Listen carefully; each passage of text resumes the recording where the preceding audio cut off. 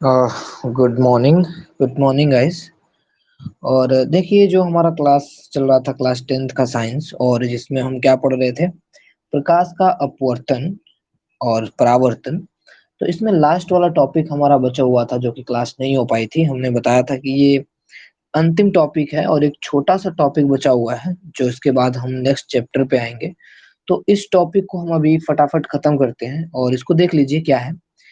कि देखिए, अवतल, जैसे हमने उत्तल लेंस में किरण बनने के नियम देखे थे, ऐसे ही हमको क्या देखना है इसमें, अवतल लेंस में किरण आरेख बनने के नियम। यहाँ देख रहे हैं आप लोग, लिखा हुआ है क्या कि जब वस्तु जो है, जब वस्तु से आने वाली किरण मुख्य अक्ष के समानांतर आती है तो लेंस से अपवर्तन के बाद अपसरित हो जाती है। मतलब क्या है कि यहाँ पे देखिए, थोड़ा सा मैं इसको दोबारा एक बार एक्सप्लेन कर देता हूँ, क्योंकि ये पहले सारी चीजें की हुई थी।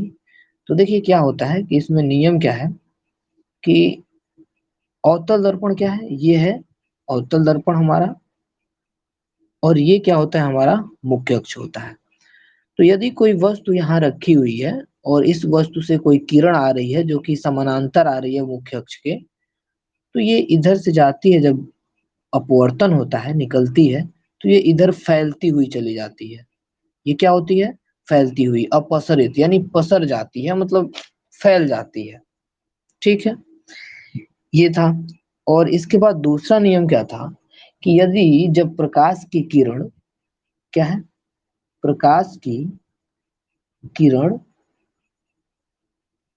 किरण प्रकाशित केंद्र से जाती है, प्रकाशित केंद्र से जाती है, तो इसके मार्ग में किसी तरह का कोई बदलाव नहीं होता है और ये सीधी उसी दिशा में क्या होती है, निकल जाती है। ये तो हमने उत्तल में भी देखा था, यहाँ पर भी हमने देख लिया। ठीक है, अब आगे जो है, आगे हम क्या देख रहे हैं, जैसे कि मैंने इससे पहले बताया था, अवतल लेंस द्वारा प्रतिबिंब की स्थिति, यानी अवतल लेंस के सामने हम वस्तु को कहाँ रखेंगे तो प्रतिबिंब कहाँ बनेगा। जैसे इसमें पहला हमने क्या लिया है कि जब वस्तु को हम कहाँ रख देते हैं, अनंत पर रख देते हैं। जैसे मान लीजिए, देखिए ये हमारा उत्तल दर्पण है, ठीक है, इसके सामने ये क्या है, हमारा मुख्य अक्ष है, मुख्य अक्ष है, और इस पे F1 F2 है, देख रहे हैं आप। तो क्या होता है, यदि कोई वस्तु इधर अनंत पर रखी हो और यहाँ से ये किरणें आती हैं, तो ये किरणें सीधी आ रही हैं और समानांतर है। तो समानांतर है तो लेंस से निकलने के बाद क्या होंगी, फैल जाएंगी। तो इसको जब हम पीछे बढ़ाते हैं तो देखते हैं, इसको कल्पना करते हैं कि ये पीछे कहाँ से निकलती हुई आ रही है। देखिए सीधे इसको हम देखते हैं तो मानते हैं कहाँ पे, F1 पे ये आके मिलती हैं पीछे। तो प्रतिबिंब कहाँ बनेगा, F1 पर बनेगा। अब फोकस पर प्रतिबिंब बन रहा है तो प्रतिबिंब का आकार क्या होगा, छोटा होगा, और छोटा होगा मतलब आभासी होगा, और आभासी होगा तो सीधा होगा। ये बातें सारी चीजें हम लोग पहले कर चुके हैं, तो शायद समझने में आप लोगों को क्या होगी, आसानी होगी, समझ जाएंगे। और दूसरा नियम देखिए, अवतल लेंस, कहाँ, अवतल लेंस के सामने वस्तु कहाँ रखी हो, जब वस्तु F पर और 2F के बीच में रखी हो। तो देखिए ये हमारा क्या है, लेंस है, मुख्य अक्ष है, ये F है और ये 2F है। तो F और 2F के बीच में हमने क्या किया है, वस्तु को रखा है। तो देखते हैं कि ये तो किरण इधर फैल जाती है और यहाँ से एक प्रकाशित केंद्र से किरण जाती है जो कि सीधा निकल जाती है। इसको हम पीछे बढ़ाते हैं तो देखते हैं क्या कि प्रकाशित केंद्र यानी O और F के बीच में क्या होता है, प्रतिबिंब बनता है। तो प्रतिबिंब की स्थिति कहाँ होती है, F और O के बीच में प्रतिबिंब बनता है। अब ये क्या होता है कि F और O के बीच में जो प्रतिबिंब बनता है, ये कैसा होता है, ये देखिए, ये होता है आपका छोटा, क्योंकि ये भी क्या बन रहा है, फोकस के और दर्पण के, सॉरी, लेंस के बीच में ही क्या होता है, बन जाता है।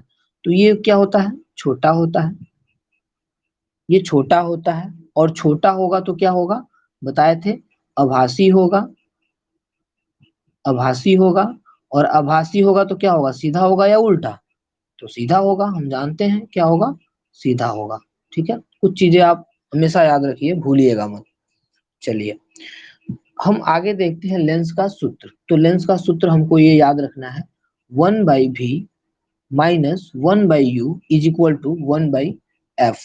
यहाँ v क्या है, u क्या है, f क्या है, आप जानते होंगे।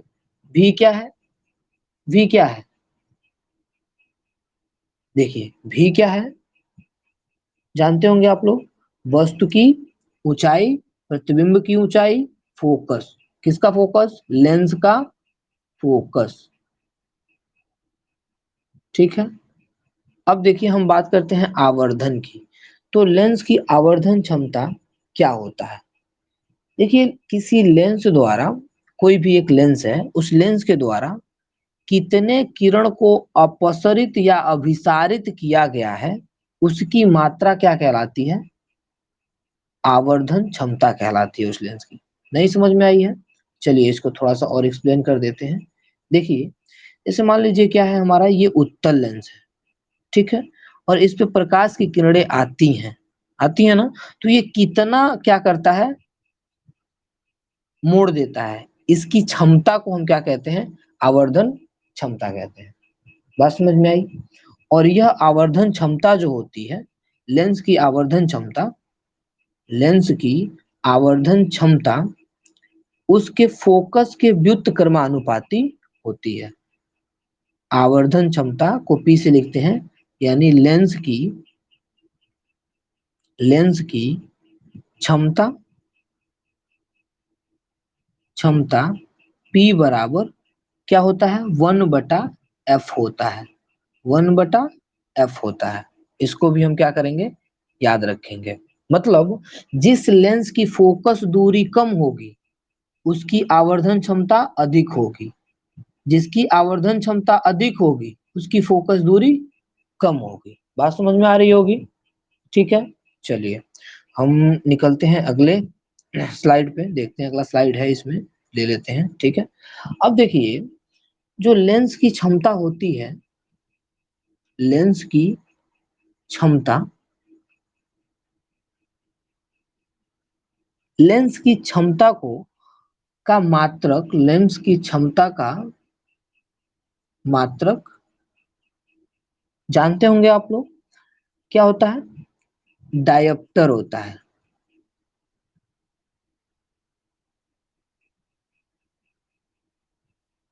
डायप्टर होता है, और इसको हम किससे लिखते हैं, डी से लिखते हैं।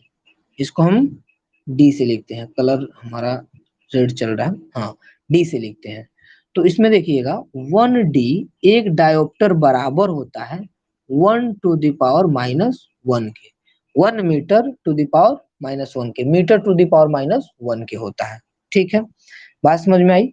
अब डायोप्टर उस लेंस की क्षमता है, डायोप्टर उस लेंस की क्षमता है, इसका मतलब क्या है कि डायोप्टर उस लेंस की क्षमता है जिसकी फोकस दूरी क्या है, 1 मीटर है।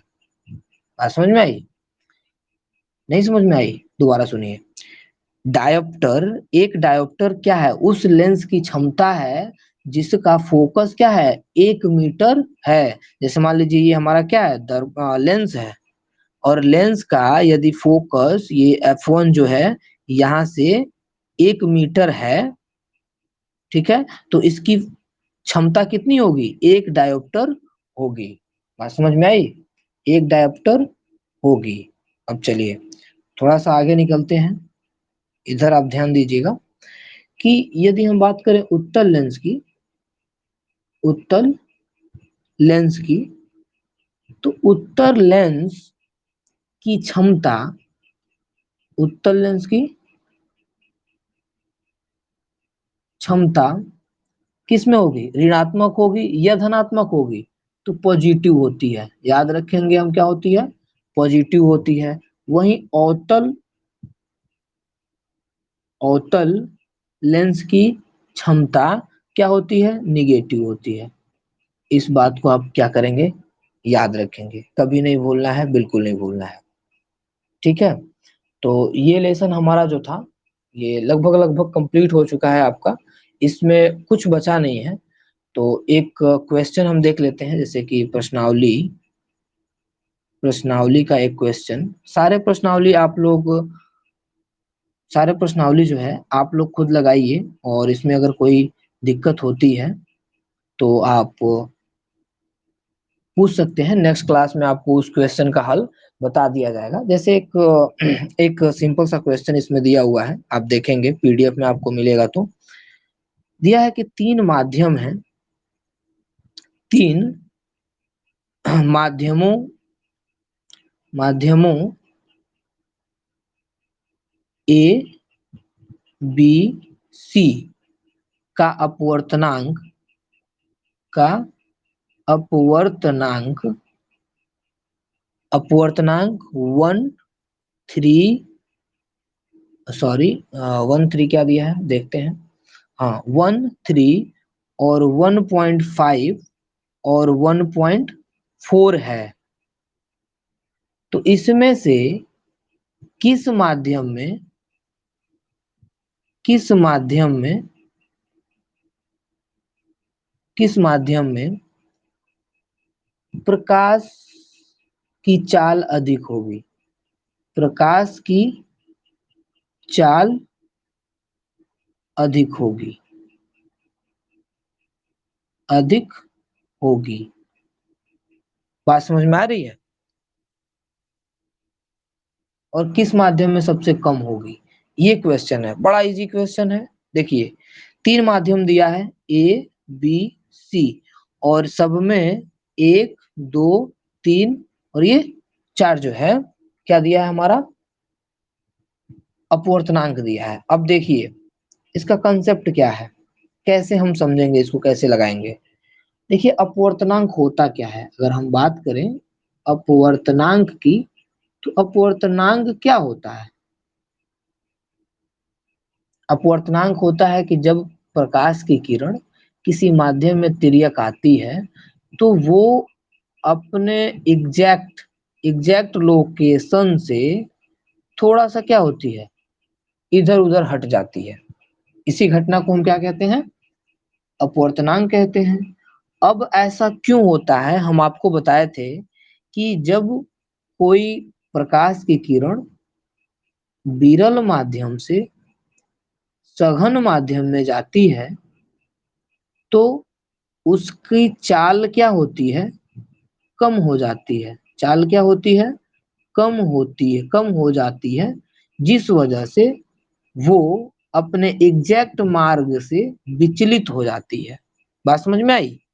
यानी कहने का मतलब, जिस माध्यम में अपवर्तनांक अधिक होगा वहां विचलन अधिक होगा, जहां अपवर्तनांक कम होगा वहां विचलन कम होगा।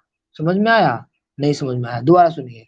जिसमें चाल कम होगा, जिस माध्यम में क्या होगा, चाल कम होगा, उसमें अपवर्तनांक क्या होगा? अधिक होगा। समझ में आया? नहीं समझ में आया? सुनो दोबारा, देखो जैसे यहाँ वायु है और यहाँ पानी है, ठीक है? ये क्या है? विरल माध्यम, ये क्या है? सघन माध्यम है। तो जब किरण हवा में से पानी के अंदर आएगी, ठीक है, तो हवा पानी में जैसे आएगी उसका वेग क्या होगा? चाल क्या हो जाएगा? कम हो जाएगा। और जब चाल कम हो जाएगा तो वो अधिक विचलित होगी, इधर चली जाएगी या उधर चली जाएगी। समझ में आया? यानी जब चाल कम होगा तो अपवर्तनांक क्या होगा? अधिक होगा। समझे क्वेश्चन? तो यहाँ पे दिया है, तो इसमें हम क्या ढूंढेंगे? यहाँ कह रहा है कि प्रकाश की चाल सबसे अधिक होगी। किसमें? चाल अधिक होगी तो अपवर्तनांक क्या होगा? कम होगा। तो सबसे कम अपवर्तनांक किसमें है? वन वन अपवर्तनांक है। किसमें? ए। तो माध्यम माध्यम ए में क्या होगा? प्रकाश की चाल अधिक होगी। समझ में आई बात? और सबसे कम किसमें होगी चाल? जिसका अपवर्तनांक सबसे अधिक है, यानी 1/5, यानी बी। बी में सबसे क्या होगा? कम चाल होगा। बात समझ में आई? फटाफट बता दो, बात समझ में आई? चलो, अब इसमें का बाकी जो बचा हुआ प्रश्न है वो सारा हम लगभग करा चुके हैं। थोड़ा सा अगर ध्यान से क्लास किए हो आप लोग या पढ़े हो तो वो सारा प्रश्न आप लोग कर लोगे। तो एक बार करने की कोशिश करो, जितनी प्रश्नावलियां हैं सबको हल करो, और हल करने के बाद